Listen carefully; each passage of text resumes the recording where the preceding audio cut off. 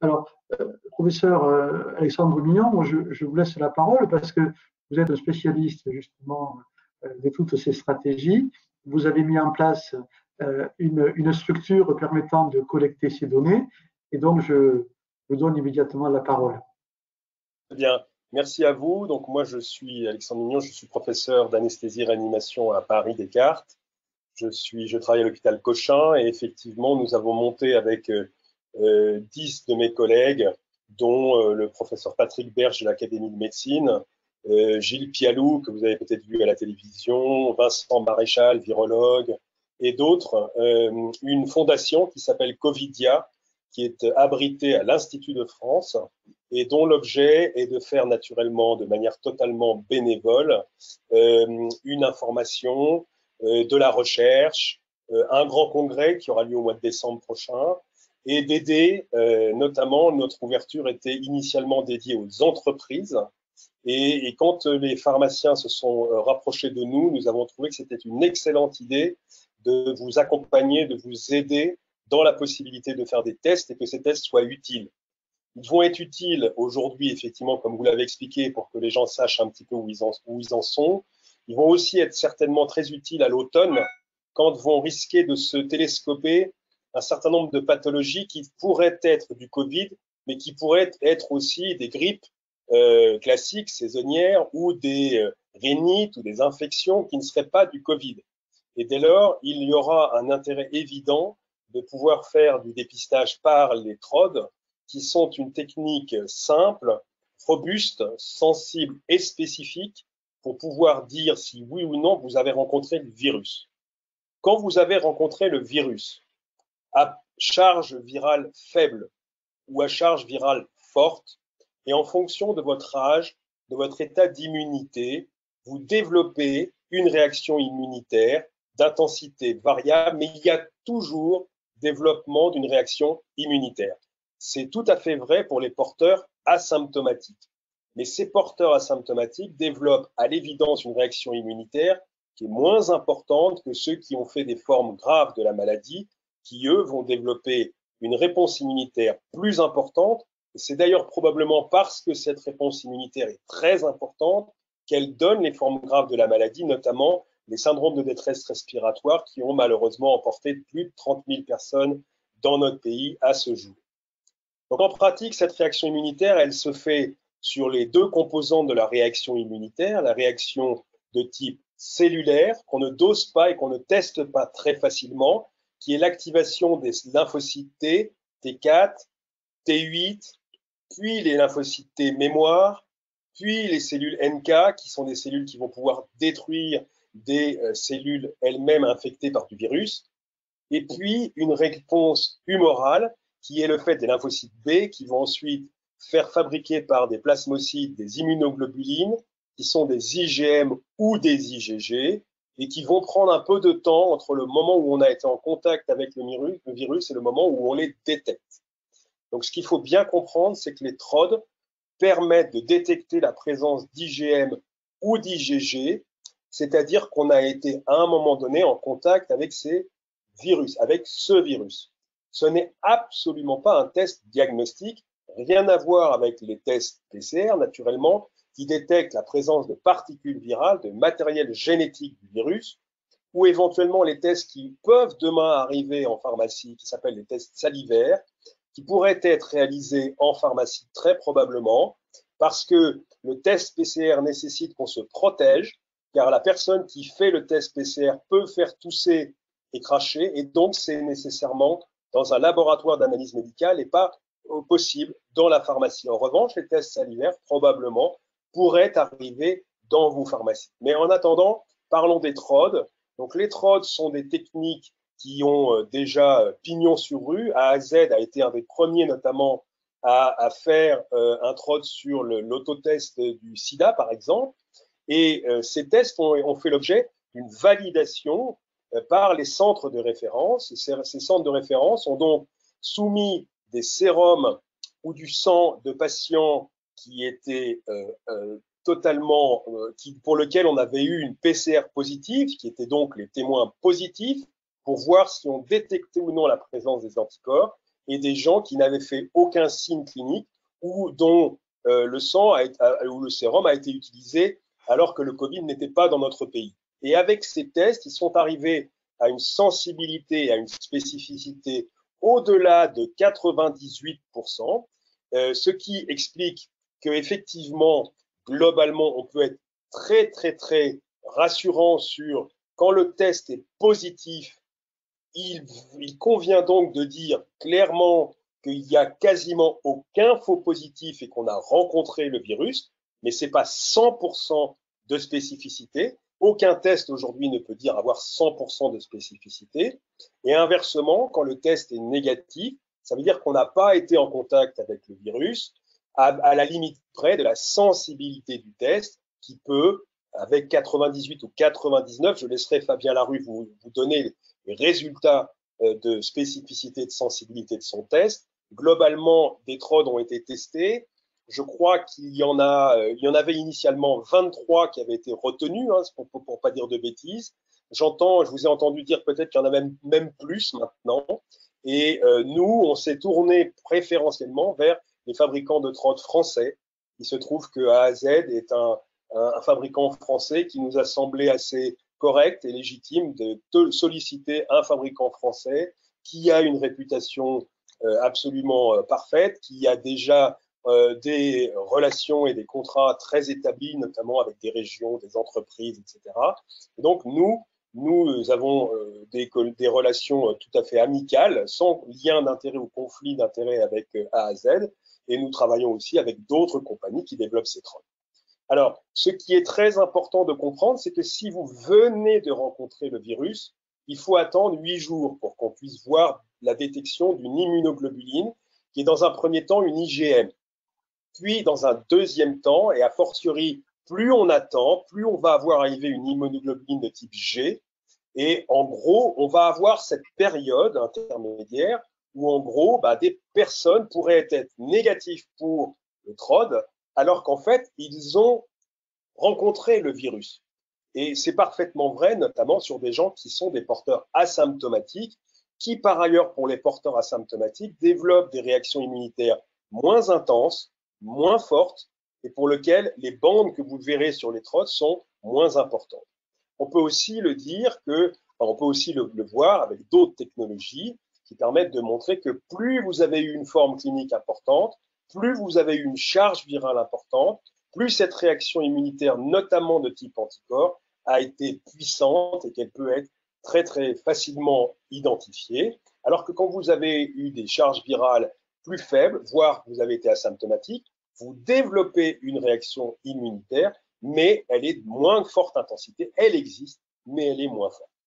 Donc ensuite, ce qui est important de considérer, c'est que l'immunité contre Covid, c'est une immunité qui combine de l'immunité cellulaire et de l'immunité humorale. Et donc, toute la question qui a traîné et qui fait que les TROD sont arrivés tardivement, c'était l'idée que ces anticorps n'étaient pas complètement neutralisants. Alors ça, c'est une question qui demeure néanmoins. Globalement, ils sont neutralisants, puisque c'est quand même bien pour ça et comme ça qu'on développe une vaccination, et notamment contre la protéine spike du virus, qui permet au virus de venir s'accrocher sur les cellules qui possèdent le récepteur ACE2, ou enzyme de conversion, de conversion de l'angiotensine 2, qui est dans les cellules épithéliales du nez, du poumon, et par lequel le virus va rentrer. La question aussi qui était en suspens, c'était combien de temps dure cette réaction immunitaire. Et aujourd'hui, on ne peut dire réellement qu'avec le recul qu'on a par rapport à Covid, que globalement, bien, quand vous avez des anticorps, a priori, dans les 6 mois qui viennent, vous êtes protégé d'une réinfection. Ce qui n'exclut pas que vous êtes potentiellement contagieux. Vous n'êtes pas contagieux parce que vous ne crachez plus, vous ne postillonnez plus de virus. En revanche, vous pouvez les transporter. Par exemple, parce que vous avez, avec votre main, touché quelque chose, ou et donc après, vous pouvez éventuellement transporter le virus à quelqu'un d'autre. Donc attention, le fait d'avoir un TROD positif n'exclut pas, absolument pas, la nécessité de continuer à respecter les mesures barrières que vous connaissez par cœur, et notamment l'hygiène des mains, et notamment lavage des mains au savon ou bien sûr avec les solutions hydroalcooliques. Alors enfin, ce qui est très important, comme vous le savez, l'immunité de groupe, celle qui explique classiquement dans les cours d'épidémiologie de maladies infectieuses qu'à un moment donné, quand il y a suffisamment d'une population qui est immunisée, le virus ne peut plus se multiplier, le R0, son taux de transmission à une autre personne passe en dessous de 1, et alors l'infection arrête de se prolonger, arrête de se transmettre et de se disséminer.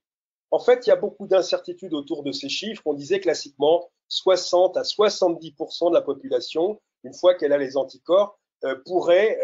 pourrait être un très bon élément. Aujourd'hui, vous savez qu'on considère en France qu'on serait aux alentours de entre 5 et 10% en fonction des régions, avec des régions qui pourraient être à 15% et des régions qui seraient à moins de 2% parce qu'elles n'ont pas du tout rencontré le virus.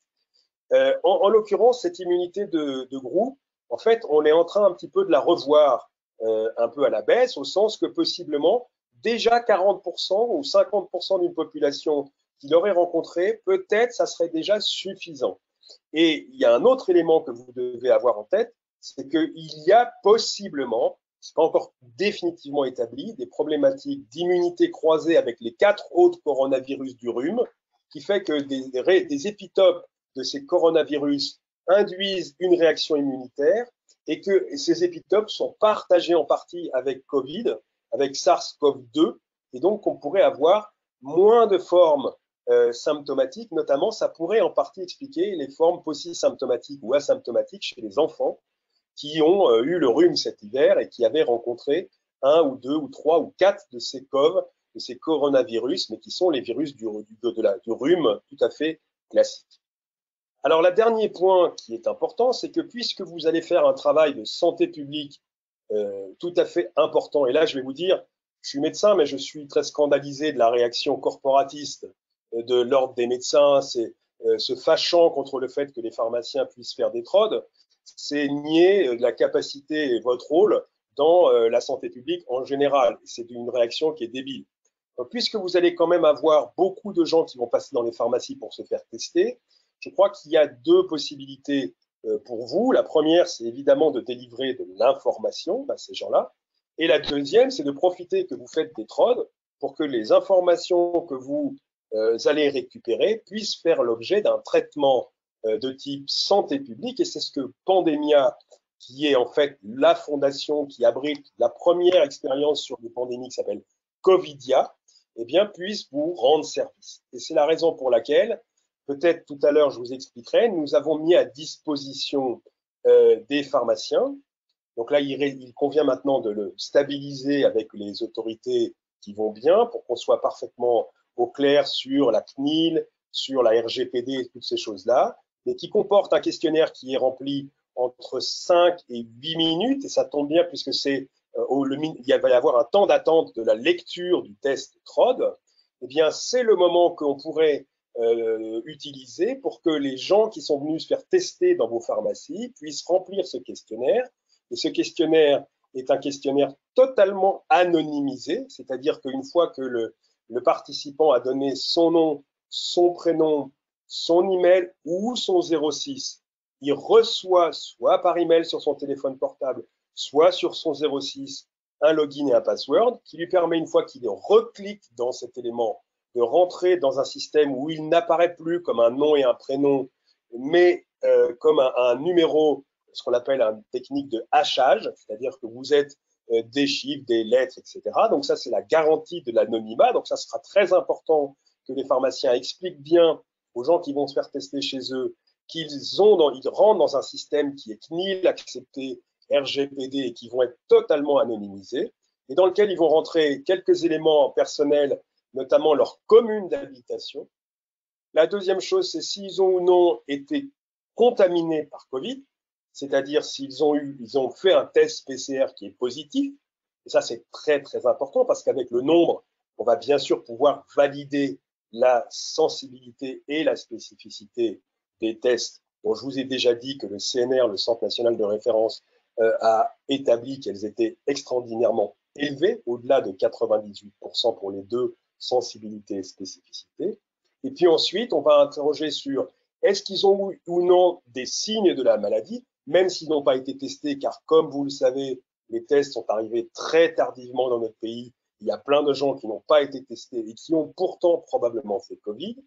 Et puis ensuite, on va les aider en leur demandant quelques informations sur le fait qu'ils aient ou non des facteurs de risque s'ils devaient faire Covid, de faire les formes plus graves. Et à la fin, le pharmacien qui délivrera un numéro qui correspond à sa pharmacie, eh bien, donnera ça au patient qui rentrera ce numéro, ce qui permettra de bien savoir dans quelle pharmacie le patient a été testé. Et à ce moment-là, il lui donnera le résultat de son test et le patient regardera avec le pharmacien et signera l'autorisation que cette information puisse être utilisée à des fins de santé publique. Naturellement,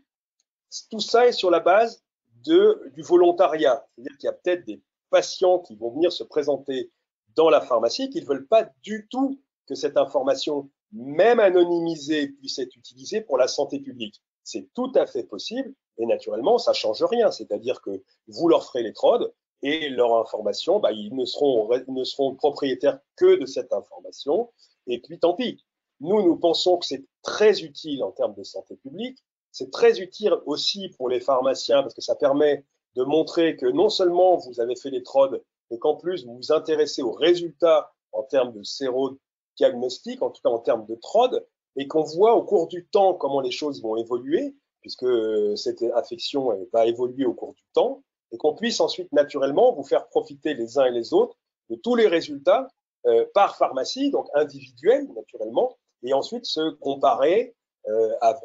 naturellement de manière totalement anonyme avec d'autres pharmacies de région où ça, c'est de la recherche et c'est des traitements statistiques et informatiques qu'on fera avec les gens de Pandemia qui sont des gens tout à fait habilités à faire ça, notamment un méthodologiste très connu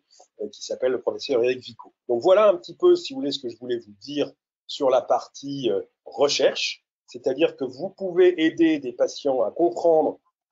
ce qui leur arrive, vous pouvez leur délivrer de l'information, et essentiellement de l'information quand ils seront positifs. Quand ils seront positifs, ça veut dire qu'ils ont rencontré le virus, même s'ils n'ont eu aucune forme, c'est tout à fait possible, aucune forme clinique. S'ils ont rencontré le virus, est-ce que ça veut dire qu'ils sont protégés définitivement du virus? Définitivement, on ne sait pas pour l'instant, mais en tout cas pour les prochains mois, certainement, ce qui ne doit pas faire disparaître les mesures barrières, tout simplement parce qu'il y a aussi un effet de démonstration, c'est-à-dire que si d'un seul coup les Covid+, j'entends ceux qui auraient des anticorps, se mettaient à plus respecter les gestes barrières, eh bien évidemment ça poserait un problème parce que les gens ne seraient pas forcément au courant que ces gens-là, ils pourraient éventuellement moins les respecter, voire plus les respecter parce qu'ils ont des anticorps. Et donc ça, puisque personne ne le sait, de toute façon, par exemple, le port de masque et puis la distanciation, surtout le port de masque font l'objet maintenant de procès si on ne les respecte pas, je crois que cette information méritera d'être bien précisée par le pharmacien. Voilà ce que j'avais à vous dire.